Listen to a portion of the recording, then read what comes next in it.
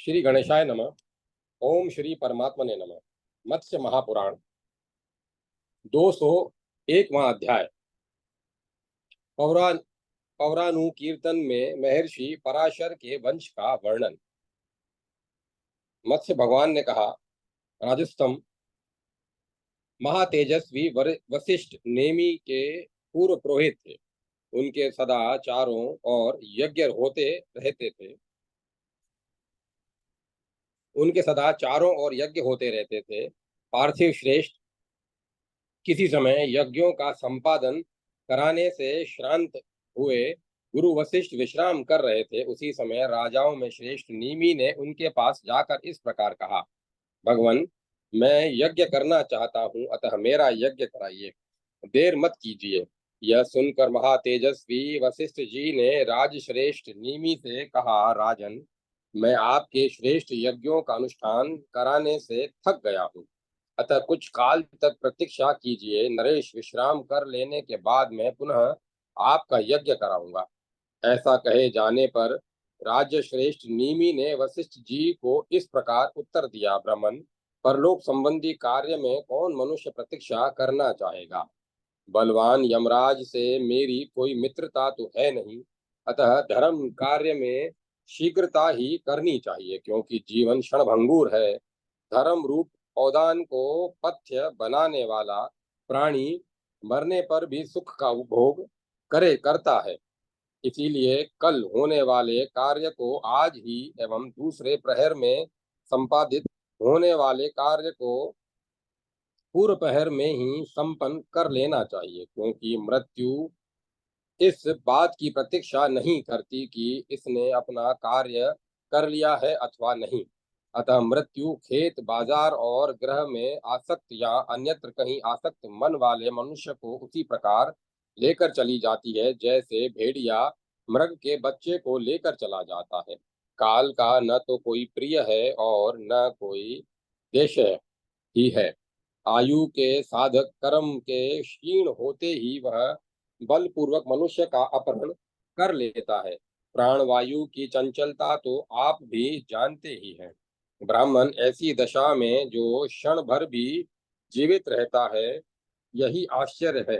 विद्या के अभ्यास और धन के उपार्जन में शरीर को चिरस्थायी समझना चाहिए, किंतु धर्म कार्य में उसे क्षणभंगुर मानना चाहिए। ऐसे संकट के समय में ऋणी बन गया हूँ, अतः मैं सभी द्रव्यों का आयोजन कर आपके चरणों के निकट आया हूँ। यदि इस समय आप मेरा यज्ञ नहीं कराएंगे तो मैं किसी अन्य याजक के पास जाऊंगा। तब उन निमि द्वारा इस प्रकार कहे जाने पर ब्राह्मण श्रेष्ठ वशिष्ठ ने क्रोधपूर्वक निमि को श्राप देते हुए कहा, नरेंद्र, यदि तुम धर्म के ज्ञाता होकर भी मुझ थके हुए पुरोहित का परित्याग कर किसी अन्य ब्राह्मण श्रेष्ठ को याजक बनाना चाहते हो, तो तुम शरीर रहित हो जाओगे। तब निमि ने उत्तर दिया, मैं धार्मिक कार्य के लिए उद्यत हूँ, किंतु आप इसमें विघ्न डाल रहे हैं तथा दूसरे के द्वारा यज्ञ संपन्न होने देना भी नहीं चाहते। अतः मैं भी आपको श्राप दे रहा हूँ कि आप भी विदेह हो जाएंगे। ऐसा कहते ही वे दोनों ब्राह्मण और राजा शरीर रहित हो गए। तब उन दोनों के देहहीन जीव ब्रह्मा के पास गए। उन दोनों को आया हुआ देखकर ब्रह्मा इस प्रकार बोले, निमि रूप जीव, आज से मैं तुम्हारे लिए एक स्थान दे रहा हूँ। राजन, तुम सभी प्राणियों के नेत्रों के पालक पलकों में निवास करोगे। तुम्हारे संयोग से ही उनके निमेष उन्मेष, आँख का खुलना और बंद होना, तब सभी मानव नेत्रों के पलकों को चलाते रहेंगे। इस प्रकार कहे जाने पर निमि का जीव ब्रह्मा के वरदान से सभी मनुष्यों के नेत्र पलकों पर स्थित हो गया। तदंतर भगवान ब्रह्मा ने वशिष्ठ के जीव से कहा, वशिष्ठ, तुम मित्रा वरुण के पुत्र होगे। वहां भी तुम्हारा नाम वशिष्ठ ही होगा और तुम्हें बीते हुए 2 जन्मों का स्मरण बना रहेगा। इसी समय मित्र और वरुण दोनों बद्रिकाश्रम में आकर दुष्कर तपस्या में तत्पर थे। इस प्रकार उन दोनों के तपस्या में रत रहने पर किसी समय वसंत ऋतु में जब सभी वृक्ष और लताएं पुष्पित थी, मंद मंद मनोहर पवन प्रवाहित हो रहा था, सुंदरी उर्वशी पुष्पों को चुनती हुई वहां आई। वह महीन लाल वस्त्र धारण किए हुए थी। संयोगवश वह उन दोनों तपस्वियों की आंखों के सामने आ गई। उनके नेत्र नील कमल के समान थे तथा मुख चंद्रमा के समान सुंदर था। उस सुंदर बाहों वाली उर्वशी को देखकर उनके उसके रूप पर मोहित हो उन दोनों तपस्वियों का मन शुद्ध हो उठा। तब तपस्या करते हुए ही उन दोनों का वीर्य मृगासन पर स्खलित हो गया। तब शाप से भयभीत हुई सुंदरी उर्वशी ने उस वीर्य को जलपूर्ण मनोरम कलश में रख दिया। उस कलश से वशिष्ठ और अगस्त्य नामक 2 ऋषि श्रेष्ठ उत्पन्न हुए, जो भूतल पर अनुपम तेजस्वी थे। ये मित्र और वरुण के पुत्र कहलाए। तदंतर वशिष्ठ ने देव ऋषि नारद की बहन सुंदरी अरुंधति से विवाह किया और उसके गर्भ से शक्ति नामक पुत्र को उत्पन्न किया। शक्ति के पुत्र पराशर हुए। अब मुझसे उनके वंश का वर्णन सुनिए। स्वयं भगवान विष्णु पराशर के पुत्र रूप में देप्यमान नाम से उत्पन्न हुए, जिन्होंने इस लोक में भारत रूपी चंद्रमा को प्रकाशित किया, जिससे अज्ञान अंधकार से अंधे हुए लोगों के नेत्र खुल गए। अब उन पराशर के श्रेष्ठ वंश की परंपरा सुनिए। कांडशय, वाहनप, जैप, भौमतापन और 5वें गोपाली ये गौर पराशर नाम से प्रसिद्ध हैं। प्रपोह, वहां में खयाते, कोतु जाति और 5वें हर्ष्व, इन्हें नील पराशर जानना चाहिए। कृष्णायन, कराशायन, कपिमुख, काकस्थ, जपाति और 5वें पुष्कर, इन्हें कृष्ण पराशर समझना चाहिए।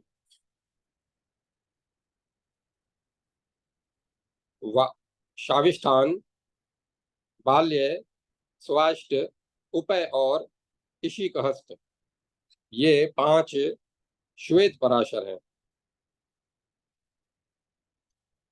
वाटिक, आद्री, स्तंभ, क्रोधनायन और 5वें शेमी, ये शाम पराशर हैं।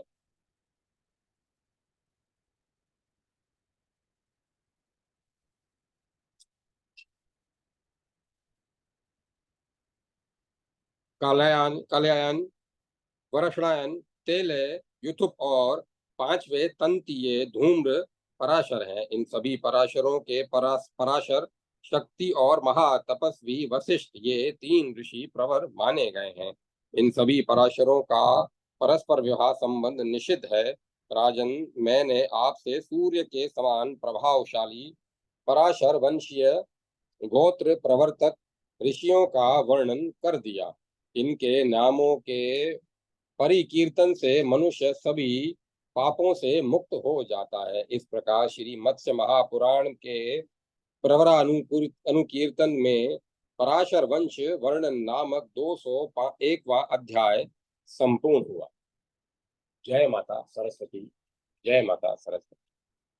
202वां अध्याय गोत्र प्रवर कीर्तन में महर्षि अगस्त्य, पुलस्त्य और क्रतु की शाखाओं का वर्णन। मत्स्य भगवान ने कहा, राजन, इसके बाद अब मैं अगस्त्य के वंश में उत्पन्न हुए द्विजों का वर्णन कर रहा हूँ। अगस्त्य, करम्भ, कौसल्य, शकट, सुमेधा, मयोभूव, गांधार, कायण, पोलस्य, कोलह, तथा क्रतु वंशोत्पन्न इनके अगस्त्य, महेंद्र और महर्षि मयोभु ये तीन शुभ प्रवर माने गए हैं। इनमें परस्पर विवाह नहीं होता। पौर्णमास और पारण इन ऋषियों के अगस्त्य, पूर्णमास और महातपस्वी पारण ये तीन प्रवर हैं। पूर्णमासों का पारणों के साथ विवाह निषिद्ध है। राजन, इस प्रकार मैंने ऋषियों के उत्तम पुरुषों से परिपूर्ण वंश का वर्णन कर दिया। इसके बाद अब मैं किसका वर्णन करूं, यह अब आप बतलाइए। मुनि ने पूछा, भगवन, पुलह पुलस्त्य महात्मा क्रतु और अगस्त्य का वंश कैसा था, इसे बतलाइए। अगस्त्य भगवान मत्स्य भगवान बोले, राजन, विवस्वत मनवंतर में क्रतु तब जब संतानहीन हो गए, तब उन ऋषि श्रेष्ठ ने अगस्त के धर्मज्ञ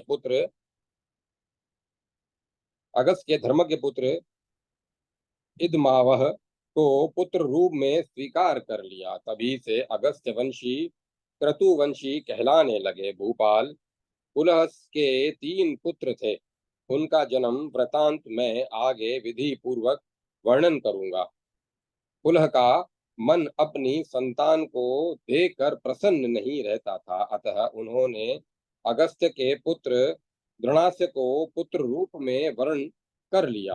राजन, इसीलिए पुलह वंशी अगस्त्य वंशी के नाम से कहे जाते हैं। पुलस्त्य ऋषि अपनी संतति को राक्षसों से उत्पन्न होते देखकर अत्यंत दुखी हुए। तब उन बुद्धिमान ने अगस्त्य के पुत्र को पुत्र रूप में वर्ण कर लिया। राजन, तभी से पुलस्त वंशी भी अगस्त वंशी कहलाने लगे। सगोत्र होने के कारण इन सभी में परस्पर विवाह संबंध वर्जित है। नरेश, इस प्रकार मैंने ब्राह्मणों के वंश प्रवर्तक महानुभाव प्रवरों का वर्णन कर दिया। इन लोगों के नामों का कीर्तन करने से मानव के सभी पाप नष्ट हो जाते हैं। इस प्रकार श्री मत्स्य महापुराण के प्रवरानुकीर्तन में अगस्त्य वंश वर्णन नामक 202वां अध्याय संपूर्ण हुआ। 203वां अध्याय प्रवर कीर्तन में धर्म के वंश का वर्णन। अगस्त्य भगवान ने कहा, राजन, इस विवस्वत मनवंतर के प्राप्त होने पर धर्म ने दक्ष की कन्याओं के गर्भ से जिस उत्तम देव वंश का विस्तार किया, उसका वर्णन सुनिए। नरेश्वर, इस विवस्वत मनवंतर के में धर्म के द्वारा अरुंधति के गर्भ से पर्वत आदि तथा महादुर्ग के समान विशाल काय संतान उत्पन्न हुए, तथा उन्हीं सर्वव्यापी धर्म से 8 सोमपाई पुत्र उत्पन्न हुए जो वसु कहलाए। इनके नाम हैं धर, ध्रुव, सोम, आप, अनल, अनिल, प्रत्युष और प्रभास। ये 8 वसु कहे गए हैं। धर का पुत्र द्रविण और ध्रुव का पुत्र काल हुआ। नरेश, काल के अवयवों के जितने मूर्तिमान शरीर हैं, वे सभी काल से ही उत्पन्न हुए हैं। सोम के प्रभावशाली पुत्र को वर्चा और आपके पुत्र को श्रीमान कहा जाता है। अनेक जन्म धारण करने वाला कुमार अनल का पुत्र हुआ। अनिल का पुत्र पुरोजव और प्रत्युष का पुत्र देवल हुआ। प्रभास का पुत्र विश्वकर्मा हुआ, जो देवताओं का बड़ई है। नागविथि आदि नव संतति अभिष्ट को पूर्ण करने वाली है। लंबा का पुत्र घोष और भानु के पुत्र भानव 12 आदित्य कहे गए हैं, जो ग्रहों, नक्षत्रों एवं अन्य सभी अमित ओजस्वियों से में बढ़ चढ़कर हैं। सभी मरुदगण मरुत्वती के पुत्र हैं, तथा संकल्पा का पुत्र संकल्प कहा जाता है। महुरता के पुत्र महुरत और साध्या के पुत्र साध्यगण कहे गए हैं। मन मन मनु प्राण मन मनु प्राण नरोषा नोच वीर्यवान चितहार्य अयन हंस नारायण विभु और प्रभु ये 12 साध्य कहे गए हैं।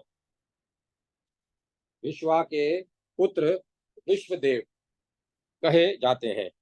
क्रतु दक्ष वसु सत्य कालकाम मुनि पुरज मनुज बीज और रोचमान ये 10 विश्व देव हैं। राजवंश श्रेष्ठ, मैंने आपसे यहाँ तक धर्म के वंश का संक्षेप में से वर्णन कर दिया। राजन, अनेक सैकड़ों वर्षों के बिना इसका विस्तार से वर्णन करना संभव नहीं है।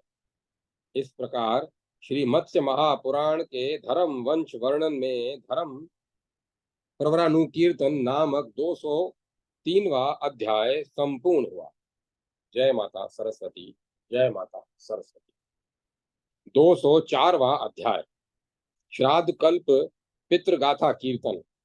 मत्स्य भगवान ने कहा, नरेश्वर, इन धर्म के वंश में उत्पन्न हुए विप्रों को श्राद्ध में प्रयत्न प्रवरक भोजन कराना चाहिए, क्योंकि इन ब्राह्मणों के संबंध से किया हुआ श्राद्ध पितरों को अतिशय प्रिय है।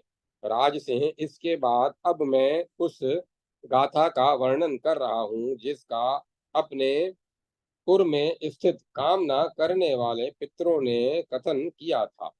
क्या हम लोगों के वंश में कोई ऐसा व्यक्ति जन्म लेगा जो अधिक और शीतल जल वाली नदियों में जाकर हम लोगों को जलांजलि देगा?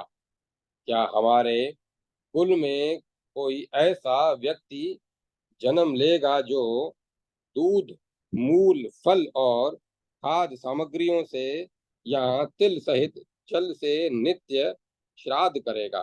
क्या हमारे वंश में कोई ऐसा उत्तम व्यक्ति जन्म लेगा जो वर्षा ऋतु में मघा नक्षत्र की त्रयोदशी तिथि को मधु और घी से मिश्रित दूध में पका हुआ खाद्य पदार्थ में समर्पित करेगा? क्या हमारे कुल में कोई ऐसा व्यक्ति जन्म लेगा जो कल काल शाक से श्राद्ध करेगा? काल शाक महाशाक मधु और मुनि जनों के अनुकूल अन्नों को हम लोग सूर्यास्त से पूर्व ही ग्रहण करते हैं। हमारे कुल में उत्पन्न हुआ कौन व्यक्ति सूर्य ग्रहण के अवसर पर अर्थात राहु के दर्शन काल तक गया तीर्थ में एवं गज छाया योग में योगियों को फल के गूदे का भोजन कराएगा? उन इन खाद्य पदार्थों से हम लोगों को कल्प पर्यंत तृप्ति नहीं रहती। इन खाद्य पदार्थों से हम लोगों को कल्प पर्यंत तृप्ति बनी रहती है और दाता कल्प पर्यंत सभी लोकों में स्वेच्छानुसार विचरण करता है। इसमें अन्यथा विचार नहीं करना चाहिए। पूर्व कथित इन पांचों में से एक से भी हम लोग सदा उन्नत तृप्ति प्राप्त करते हैं। फिर सभी के द्वारा करने पर तो कहना ही क्या है। क्या हमारे वंश में कोई ऐसा व्यक्ति उत्पन्न होगा जो कृष्ण मर्ग चरम का दान देगा? क्या हमारे वंश में कोई ऐसा नर श्रेष्ठ पैदा होगा जो ब्राह्मण श्रेष्ठ को व्याति आदि गाय का दान देगा? क्या हमारे वंश में कोई ऐसा व्यक्ति जन्म लेगा जो वृषभ का उत्सर्ग करेगा? वह वृक्ष विशेष रूप से सभी रंगों की अपेक्षा नील अथवा शुक्ल वर्ण का होना चाहिए। क्या हम लोगों के कुल में कोई ऐसा व्यक्ति उत्पन्न होगा जो श्रद्धा संपन्न होकर स्वर्ण दान गौदान और पृथ्वी दान करेगा? अब क्या हमारे वंश में कोई ऐसा पुरुष श्रेष्ठ पैदा होगा जो कूप बगीचा सरोवर और बावलियों का निर्माण कराएगा। क्या हमारे कुल में कोई ऐसा व्यक्ति जन्म ग्रहण करेगा जो सभी प्रकार के से मधु दैत्य के नाशक देवेश भगवान विष्णु की शरण ग्रहण करेगा? क्या हमारे कुल में कोई ऐसा प्रतिभाशाली विद्वान होगा जो विद्वानों को विधि पूर्वक धर्म शास्त्र की पुस्तकों का दान देगा? भूपाल, मैंने इस प्रकार आपसे मुनियों द्वारा कही गई इस श्राद्ध कर्म की विधि का वर्णन कर दिया। यह पाप नाशनी, पुण्य को बढ़ाने वाली एवं संसार में प्रमुखता प्रदान करने वाली है। जो श्राद्ध के समय पितरों को यह पितृगाथा सुनाता है, उसके पितर दिए गए पदार्थों को अक्षय रूप में प्राप्त करते हैं। इस प्रकार श्री मत्स्य महापुराण में पितृगाथानुकीर्तन नामक 204वां अध्याय संपूर्ण हुआ। जय माता सरस्वती। जय मां सरस्वती।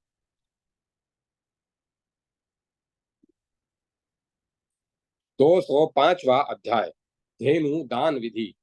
मुनि मनु जी ने पूछा, धर्म के तत्वों को जानने वाले भगवान श्रेष्ठ ब्राह्मणों को ब्याती हुई गौ का दान किस विधि से देना चाहिए और उस दान से क्या फल प्राप्त होता है?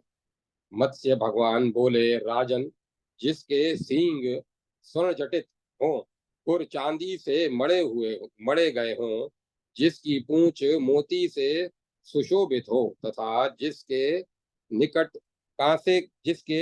कांसे की दोहिनी रखी हो, ऐसी सवत्सा गौ का दान श्रेष्ठ ब्राह्मण को देना चाहिए। ब्याती हुई गाय का दान करने पर महान पुण्य फल प्राप्त होता है।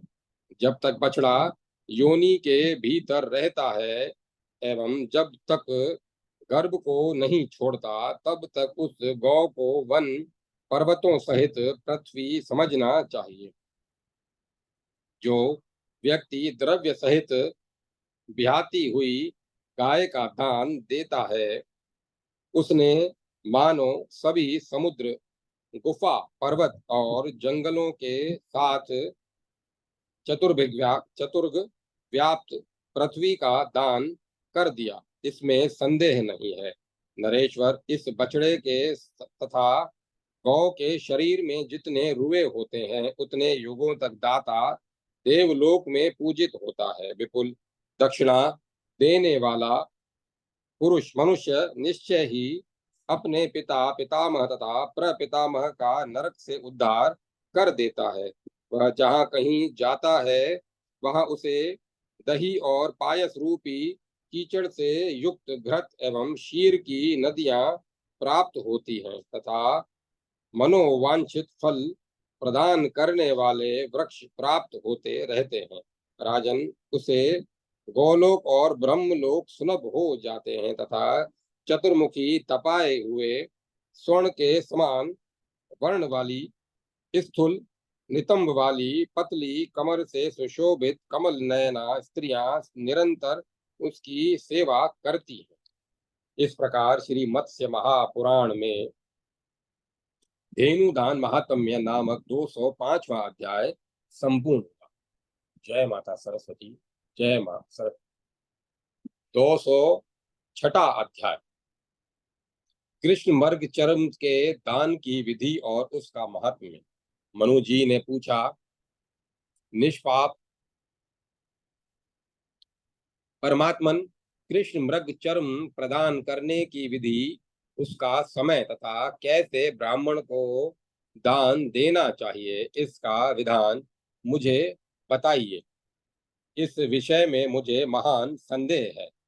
मत्स्य भगवान बोले, राजन, वैशाख की पूर्णिमा को चंद्रमा एवं सूर्य के ग्रहण के अवसर पर माघ, आषाढ़ तथा कार्तिक की पूर्णिमा तिथि में सूर्य के उत्तरायण रहने पर तथा द्वादशी तिथि में मृग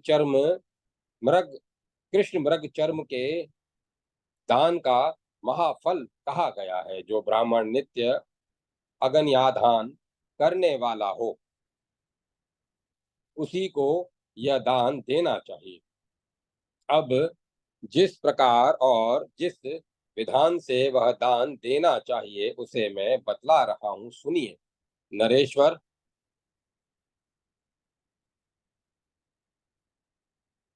पवित्र स्थान पर गोबर से लिपी हुई पृथ्वी पर सर्वप्रथम सुंदर ऊनी वस्त्र बिछाकर फिर खुर और सींगों से युक्त उस कृष्ण मृग चर्म को बिछा दें। उस मृग चर्म के सींगों को स्वर्ण से, दांतों को चांदी से, पूंछ को मोतियों से अलंकृत कर उसे तिलों से आवृत कर दें। बुद्धिमान पुरुष उस मृग चर्म को तिलों से पूरित कर वस्त्र से ढक दे। उसकी स्वर्णमय नाभि बनाकर उसे अपनी शक्ति के अनुकूल रत्नों तथा सुगंधित पदार्थों से विशेष रूप से अलंकृत कर दे। फिर क्रमानुसार कांसे से बने हुए 4 पात्रों में उसकी चारों दिशाओं में रखे। फिर पूर्व आदि दिशाओं में क्रमशः 4 मिट्टी के पात्रों में घृत, दुग्ध, दही तथा मधु विधिवत भर दे। तदुपरांत चंपक की एक डाल तथा छिद्र रहित एक कलश बाहर पूर्व की ओर मंगलमय भावना से स्थापित करें। मार्जन के लिए एक सुंदर महीन पीले वस्त्र का प्रयोग करें तथा धान धातु निर्मित पात्र उसके दोनों पैरों के पास रख दे। तत्पश्चात ऐसा कहे कि मैंने लोभ में पड़कर जिन जिन पापों को किया है वे लोह में पात्रादि का दान करने से शीघ्र ही नष्ट हो जाएं। फिर कांसे के पात्र को तिलों से भरकर बाएं पैर के पास रखें और कहें कि मैंने प्रसंगवश जिन जिन पापों का आचरण किया है मेरे वे सभी पाप इस कांस्य पात्र के दान से सदा के लिए नष्ट हो जाएं।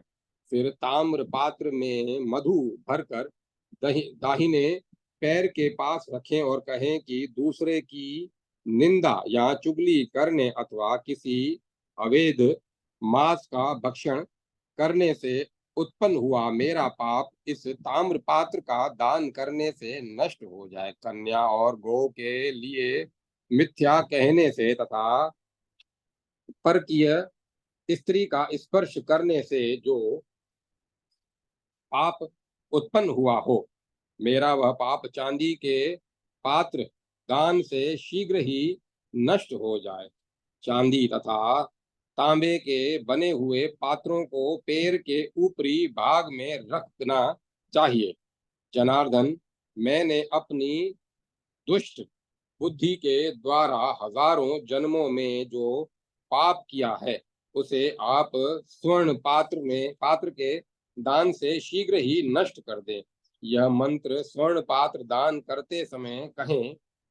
उस समय स्वर्ण मोती, मूंगा, अनार और बिजोरा नींबू को अच्छे पात्र में रखकर उस मृग चर्म के कान, खुर और सींग पर स्थापित कर दें। यथोक्त विधि के अनुसार ऐसा करके सभी प्रकार के शाक फलों को भी रख दें। महीपते, तत्पश्चात जो ब्राह्मण श्रेष्ठ प्रतिग्रह की विधि का ज्ञाता, विद्वान और अग्न्याधान करने वाला हो तथा स्नान के पश्चात 2 सुंदर वस्त्र को धारण कर अपनी शक्ति के अनुसार अलंकृत भी हो, ऐसे ब्राह्मण को उस मृग चर्म के कुछ देश में दान देने का विधान है। उस समय उसके समीप इस मंत्र का उच्चारण करना चाहिए जो कृष्णा जे जीनेति। इस मंत्र का उच्चारण कर कृष्ण मृग चर्म, स्वर्ण, मधु और घृत ब्राह्मण को दान करता है वह सभी दुष्कर्मों से छूट जाता है। जो मनुष्य खुर तथा सींग रहित कृष्ण मृग चर्म को तिलों से ढककर सभी प्रकार के वस्त्रों से अलंकृत कर, विशेषतया वैशाखा नक्षत्र से युक्त वैशाख मास की पूर्णिमा तिथि को दान करता है, उसने निस्संदेह समुद्रों, गुफाओं, पर्वतों एवं जंगलों समेत दोनों द्वीपों से युक्त पृथ्वी का दान कर दिया। कृष्णाजिन, तुम कृष्ण स्वरूपधारी देवता हो, तुम्हें नमस्कार है।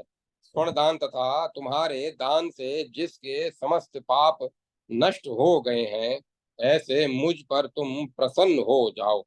कृष्णाजिन, तुम 33 देवताओं के आधार स्वरूप निश्चित किए गए हो और साक्षात मूर्तिमान श्री कृष्ण हो, तुम्हें प्रणाम है।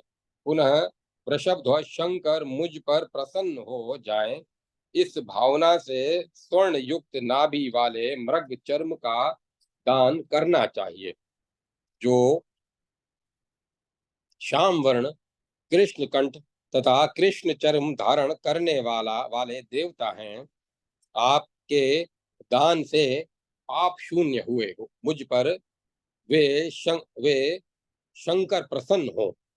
राजन, उपर्युक्त विधि से कृष्ण मृग चर्म का दान देने के पश्चात उस प्रतिग्रहिता ब्राह्मण का स्पर्श नहीं करना चाहिए, क्योंकि वह शमशान अवस्था अस्पृश्या चिता के खूटे के समान हो जाता है।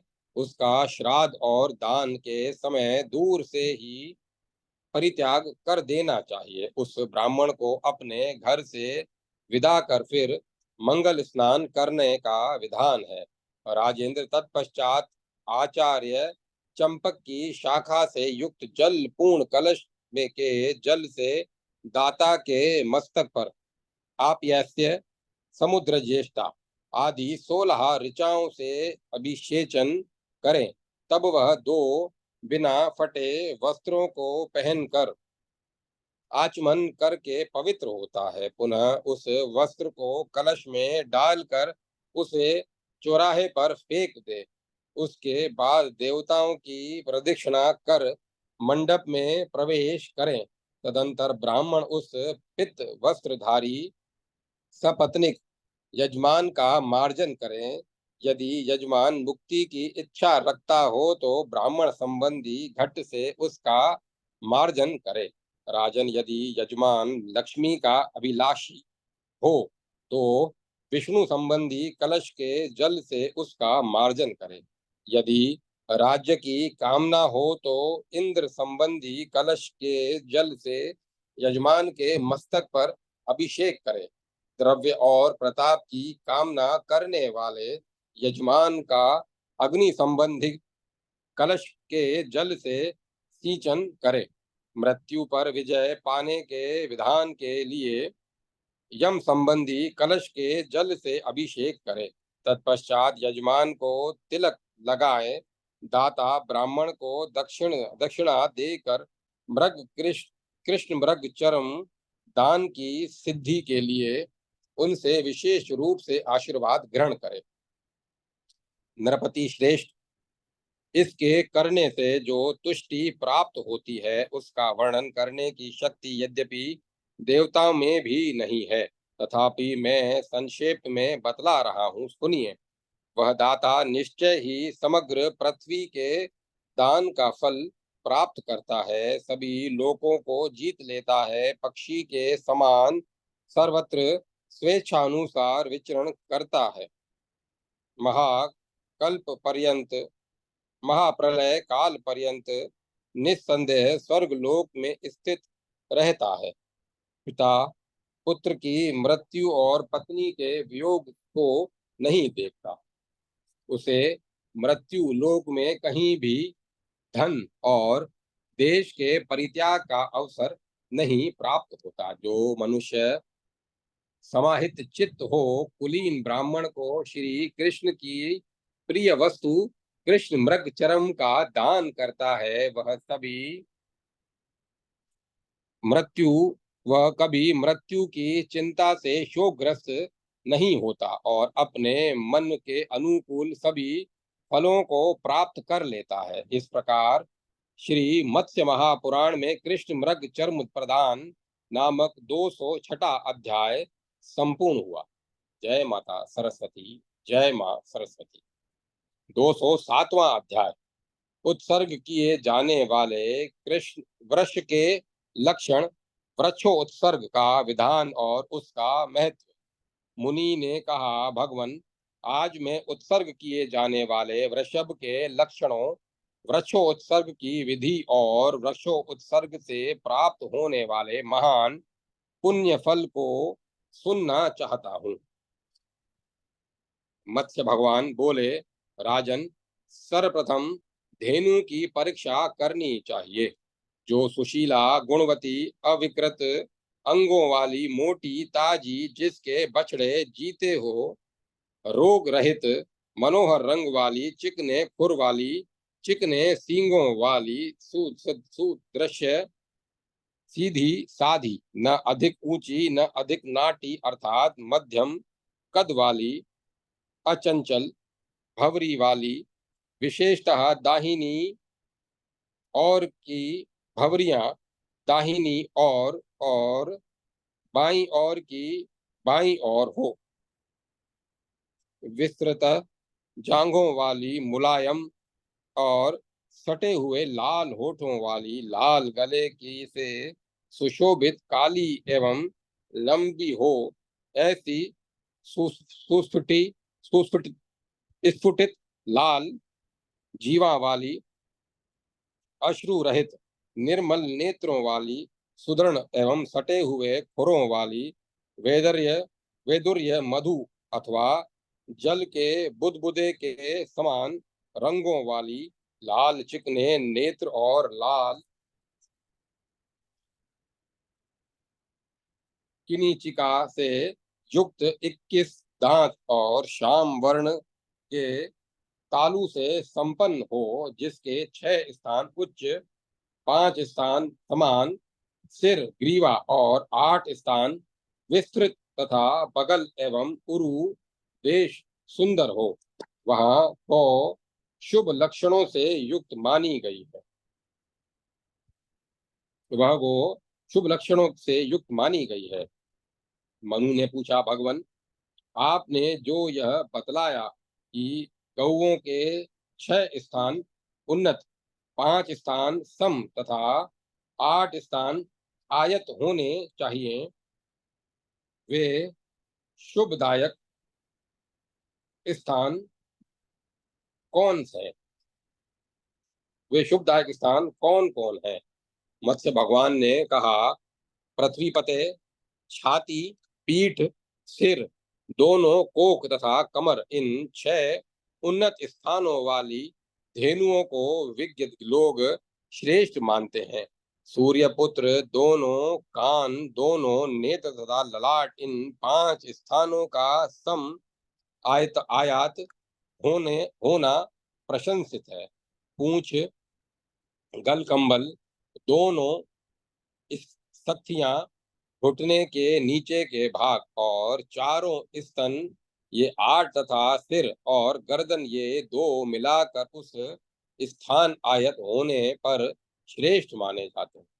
ये 2 मिलाकर 10 स्थान आयत होने पर श्रेष्ठ माने गए हैं। भूपते, ऐसी स्वर्ण लक्षण संपन्न धेनु के शुभ लक्षणों से युक्त बछड़े की भी परीक्षा करनी चाहिए, जिसका कंधा और कुकुद ऊंचा हो, पूंछ और गले का कंबल चमड़ा कोमल हो, कटितट और स्कंध विशाल हो, वैदुर्य मणि के समान नेत्र हो, सींगों का अग्रभाग प्रबाल मूंगे के सदृश हो, पूंछ लंबी तथा मोटी हो, तीखे अग्रभाग वाले 9 या 18 सुंदर दांत हो तथा मल्लिका पुष्पों की तरह श्वेत आंखें हों। ऐसे वृक्ष का उत्सर्ग करना चाहिए। उसके ग्रह के में रहने से भी धन धान्य की वृद्धि होती है। ब्राह्मण के लिए ताम्र के समान लाल तथा कपिल वर्ण का वृषभ उत्तम है। जो सफेद काला जो सफेद लाल काला भूरा पाटल पूरा ऊंचा लाल पीठ वाला 5 प्रकार के रुएं से चितकबरा स्थूल कानों वाला विशाल कंधे से युक्त चिकने रोमों वाला लाल आंखों वाला कपिल सींग का निचला भाग लाल रंग वाला सफेद पेट और कृष्ण पार्श्व भाग वाला हो, ऐसा वृषभ ब्राह्मण के लिए श्रेष्ठ कहा गया है। लाल रंग के चिकने रोम वाला वृषभ क्षत्रिय जाति के लिए स्वर्ण के समान, वर्ण वाला वृषभ वैश्य के लिए और काले रंग का वृष शूद्र के लिए उत्तम माना गया है। जिस वृषभ के सींग आगे की ओर विस्तृत तथा भौहें मुख की ओर झुकी हों, वह सभी वर्णों के लिए सर्वथा सर्वार्थ सिद्ध करने वाला होता है। बिलाव के समान पैरों वाला कपिल या पीले रंग का मिश्रित वृषभ धन्य होता है। श्वेत रंग का बिल्ली के समान पैर वाला और मणि के समान आंखों आंखों वाला वृषभ धन्य है। कौवे के समान काले और पीले रंग वाला तथा श्वेत पैरों वाला वृष धन्य है, जिसके सभी पैर अथवा 2 पैर श्वेत वर्ण के हों और जिसका रंग कपिंजल अथवा तीतर तीतर के समान हो। कपिजल अथवा तीतर के समान हो, वह भी धन्य है। जिस वृषभ का मुख कान तक श्वेत दिखाई पड़ता हो तथा विशेषतया वह लाल रंग का हो, उसे नंदी मुख जानना चाहिए। जिस वृषभ का पेट तथा पीठ श्वेत वर्ण हो, वह समुद्र समुद्राक्ष नामक वृषभ कहा जाता है। वह सर्वदा कुल की वृद्धि करने वाला होता है। जो वृष मल्लिका के फूल के समान चितकबरे रंग वाला होता है, वह धन्य है। जो कमाल मंडल के समान चितकबरा होता है, वह सौभाग्यवर्धक होता है। तथा अलसी के फूल के समान नीले रंग वाला बैल धन्यतर कहा गया है। राजन, ये उत्तम लक्षणों वाले वृक्ष वृक्ष हैं।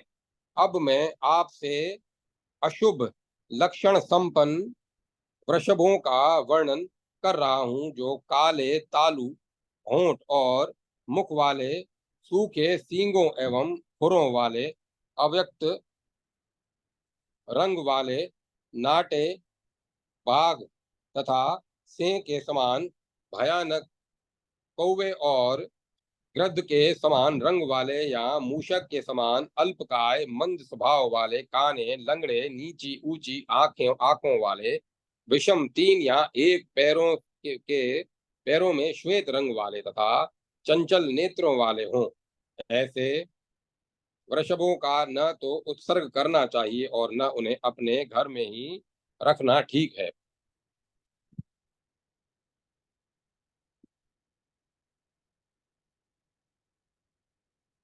मैं पुनः उत्सर्ग करने तथा पालने योग्य श्रेष्ठ वृषभों का लक्षण बतला रहा हूँ, जिनके सींग वास्तविक के स्वस्तिक के आकार के हों और स्वर बादल की गर्जना के सदृश हों।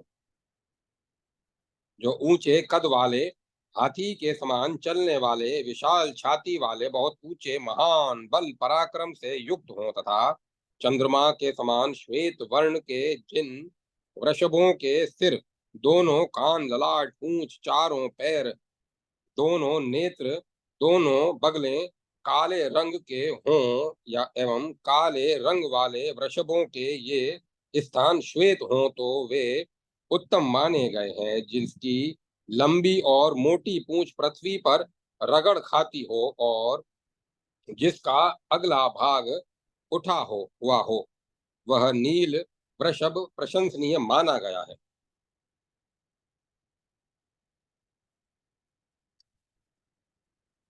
जिसके शरीर में शक्ति, ध्वज और पताकाओं की रेखा बनी हो, वे वृषभ धन्य हैं और विचित्र सिद्धि और एवं विजय प्रदान करने वाले हैं। जो घुमाए जो घुमाए जाने पर एवं स्वयं घूमने पर दाहिनी और घूमते हों, तथा जिनके सिर एवं कंधे समुन्नत हों, वे धन्य है तथा अपने समूह के वृद्धि कारक हैं।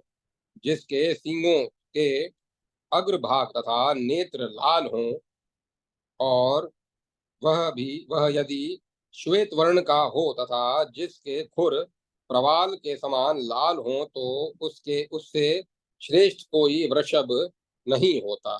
ऐसे वृषभों का प्रयत्न पूर्वक पालन अथवा उत्सर्ग करना चाहिए, क्योंकि ये रखने अथवा उत्सर्ग करने दोनों दशाओं में धन धान्य को बढ़ाते हैं। जिस वृषभ के चारों चरण, मुख और पूंछ श्वेत हो तथा शेष शरीर का रंग लाह रस के समान हो, उसे नील वृषभ कहते हैं। ऐसा वृषभ उत्सर्ग कर देना चाहिए। उसे घर में पालना ठीक नहीं है, क्योंकि ऐसे वृषभ के लिए लोक में एक ऐसी पुरानी गाथा प्रचलित है कि बहुतेरे पुत्रों की कामना करनी चाहिए, क्योंकि उनमें से कोई भी तो गया की यात्रा करेगा या गौरी कन्या का दान करेगा या नीले वृषभ का उत्सर्ग करेगा। राजन, ऐसे लक्षण युक्त वृषभ का चाहे वह घर में उत्पन्न हुआ हो या खरीदा गया हो, उत्सर्ग कर महात्मा पुरुष कभी मृत्यु के भय से शोकग्रस्त नहीं होता, उसे मोक्ष की प्राप्ति हो जाती है। इसीलिए मैं आपसे कह रहा हूँ। इस प्रकार श्री मत्स्य महापुराण में वृषभ लक्षण नामक 207वां अध्याय संपूर्ण हुआ। जय माता सरस्वती। जय मां सरस्वती।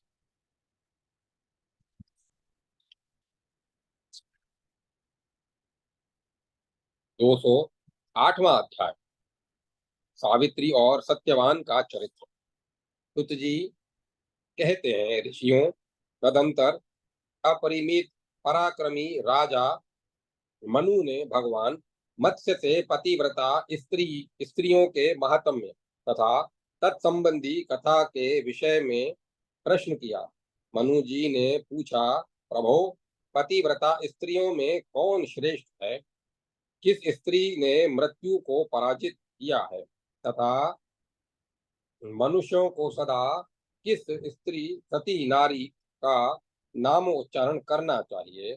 आप अब मुझसे सभी पापों को नष्ट करने वाली इस कथा का वर्णन कीजिए। मत्स्य भगवान ने कहा, धर्मज्ञ धर्मराज की पतिव्रता स्त्रियों के प्रतिकूल कोई व्यवहार नहीं रह सकते। धर्मज्ञ धर्मराज की पतिव्रता स्त्रियों के प्रतिकूल कोई व्यवहार नहीं कर सकते, क्योंकि वे उनके लिए भी सर्वदा सम्माननीय हैं।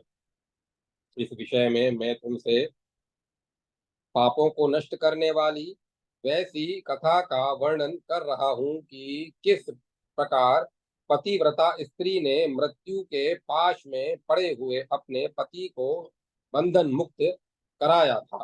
प्राचीन समय में मद्र देश, वर्तमान सयालकोट जनपद, ये शाकल वंशी अश्वपति नामक एक राजा थे।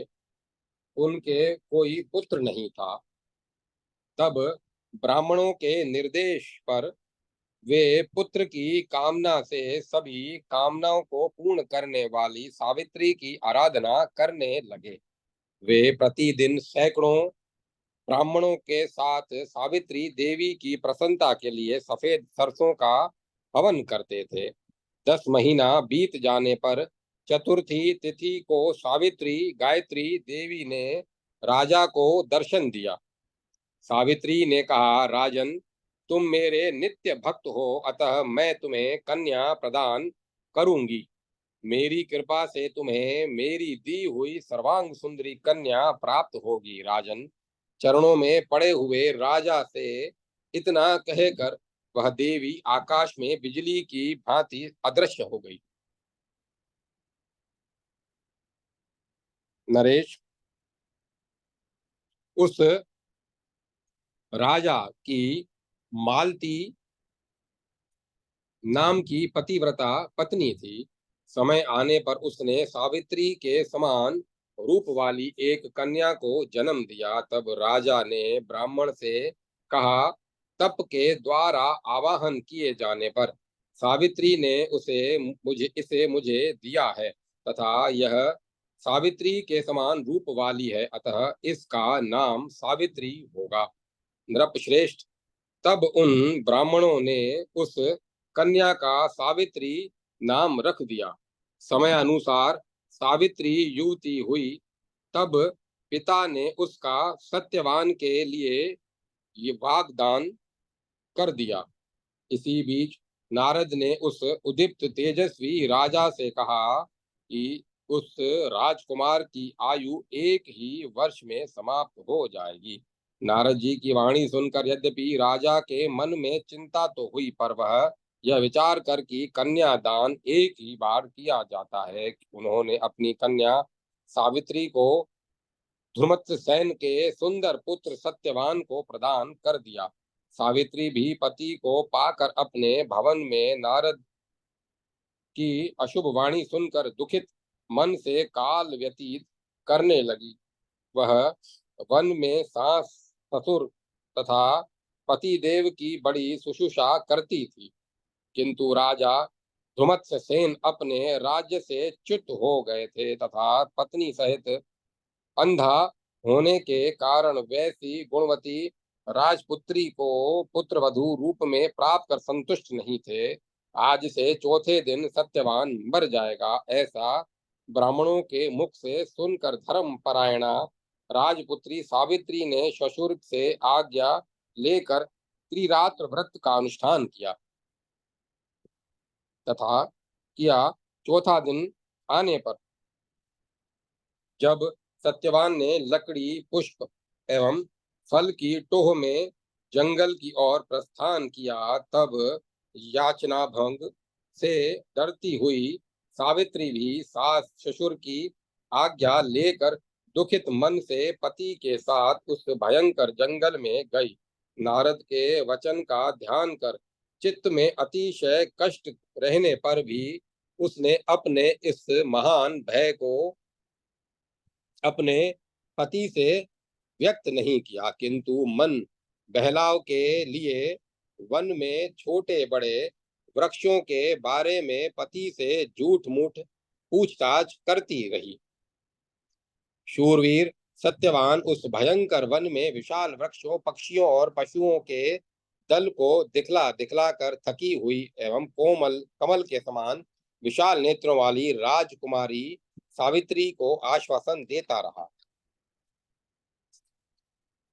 इस प्रकार श्री मत्स्य महापुराण में सावित्री उपाख्यान में सावित्री वन प्रवेश नामक 208वां अध्याय संपूर्ण हुआ। जय माता सरस्वती, जय मां सरस्वती। 209वां अध्याय सत्यवान का सावित्री को वन की शोभा दिखाना।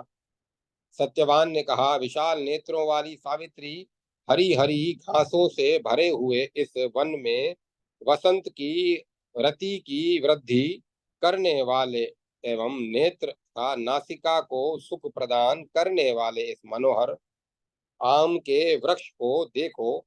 इस वन में फूलों से लदे हुए इस लाल अशोक वृक्ष को भी देखकर ऐसा प्रतीत होता है मानो यह वसंत मेरा ही परिहास कर रहा है। दाहिनी और दक्षिण दिशा में जलते हुए अंगार की सी कांति वाले फूलों से लदे हुए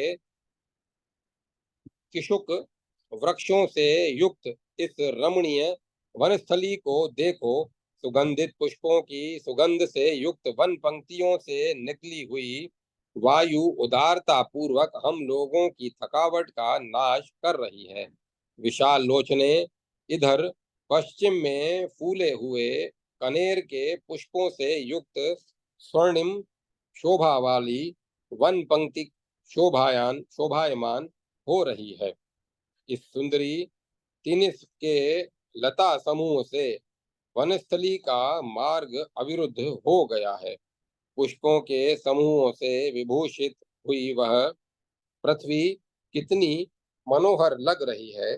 मधु से उन्मुक्त हुए भ्रमर समूहों की गुंजार के व्याज से मालूम पड़ता है कि कामदेव हम जैसे पथिकों को मारने के लिए धनुष की प्रत्यंचा खींच रहा है। नाना प्रकार के फलों के आस्वादन से उल्लासित मुख वाले कोकिलों के स्वर से निनादित एवं सुंदर तिलक वृक्षों से सुशोभित यह वनस्थली तुम्हारे ही समान शोभा दे रही है। आम की ऊंची डाली पर बैठी हुई कोकिला मजरी की धूल से पित्त वर्ण होकर अपने सुरीले शब्दों से चेष्टाओं द्वारा कुलीन पुरुषों की भांति अपना परिचय दे रही है। कामी मधुकर वन में गुनगुनाता हुआ प्रत्येक पुष्प पर पुष्पों की धूली से धूसरित प्रियतमा का अनुसरण करता हुआ उड़ रहा है। वन में तरुण पुष्कोकिल पुंस कोकिल अनेक पुष्पों के रहते हुए भी अपनी प्रियतमा की चोंच के अग्रभाग से खंडित हुई आम्र मंजिर का स्वाद ले रहा है। कौवा वृक्ष वृक्ष के अग्रभाग पर बैठकर पंखों से बच्चे को छिपाकर बैठी हुई अपनी प्रसूता पत्नी को चोंच के अग्रभाग से आनंदित कर रहा है। अपनी पत्नी के साथ कामदेव से अभिभूत हुआ तरुण कम कंपिंजल तीतर निचले भूभाग पर बैठा हुआ आहार भी नहीं ग्रहण कर रहा है। विशाल नेत्रे चटक गोरैया अपनी प्रिया की गोद में स्थित हो बारंबार रमण करता हुआ कामी जनों को उत्कंठित कर रहा है। अपनी प्रिया के साथ वृक्ष की डाली पर बैठा हुआ यह शुक पंजे से शाखा को खींचता हुआ उसे फल युक्त सा कर रहा है। इस वन में मांसाहार से तृप्त युवा सिंह निद्रा में लीन हो सो रहा है और उसकी प्रियतमा उसके पैरों के मध्य भाग में शयन कर रही है। पर्वत की कंदरा में बैठे हुए व्याघ्र दंपति को देखो, जिनके नेत्रों की कांति से गुफा भिन्न सी दिखाई दे रही है। यह गेंडा अपनी प्रिया को जीभ के अग्रभाग से बारंबार चाट रहा है और अपनी उस प्रिया द्वारा चाटे जाने पर आनंद का अनुभव कर रहा है। वह वानरी अपनी गोद में सिर रखकर गाढ़ निद्रा में सोते हुए पति को जूक आदि जंतुओं को जोंक आदि जंतुओं को निकालकर सुख दे रही है। वह विडाल पृथ्वी पर लेटकर पेट को दिखाती हुई अपनी प्रियतमा को नखों और दांतों से काट रहा है, परंतु वास्तव में वह पीड़ा नहीं दे रहा है। ये खरगोश दंपति पीड़ित होकर अपने पैरों को शरीर में छिपाकर सो रहे हैं। ये की ही कानों द्वारा ही जाने जा सकते हैं। सूक्ष्माग्नि कामार्त हाथी कमल युक्त सरोवर में स्नान कर कमल टंठलों के ग्रासों से प्रिया को संतुष्ट कर रहा है। पीछे पीछे चलने वाले अपने बच्चों से घिरी हुई शुक्री प्रियतम के मार्ग पर चलती हुई प्रियतम के द्वारा उखाड़े गए मोथों को खाती जा रही है। इस वन में दृढ़ अंगों वाला एवं शरीर के कीचड़ पुते हुए कामार्त महिष भागती हुई प्रिया के पीछे दौड़ रहा है।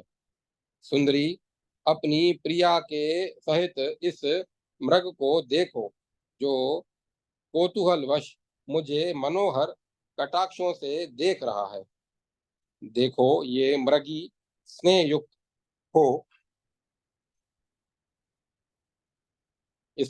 हो अपने सींगों के अग्रभाग से प्रियतम को धकेलती हुई पिछले पैरों से मुख को खुजला रही है।